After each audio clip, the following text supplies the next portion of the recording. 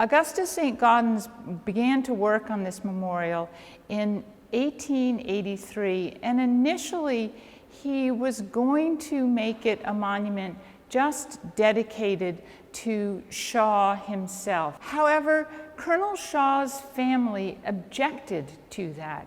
They thought such a depiction was too grand a way to show their young son. He was, after all, only 25 years old when he was killed at the Battle of Fort Wagner. And they thought that that kind of depiction was better reserved for generals and not a colonel like Shaw. Moreover, Shaw's family felt that it would be more appropriate to show him with his troops. So St. Gaudens went back to the drawing board, quite literally, and came up with this conception with the idea of putting Shaw surrounded by his troops. It was truly a revolutionary idea for the time. But even more revolutionary was the way that St. Gaudens depicted the figures. He spent an immense amount of time trying to get all the details in the monument correct. The details of their equipment, their rifles, their knapsacks, their bedrolls, their hats, all of their uniforms. He borrowed photographs of Shaw in order to render Shaw's face accurately.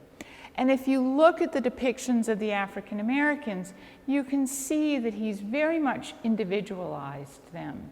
Some are older, some are younger, some have beards, some have thicker facial features, some thinner. And this might suggest to you that he had also perhaps tried to find either surviving members of the 54th Regiment or perhaps even photographs of members of the 54th. But that was not the case.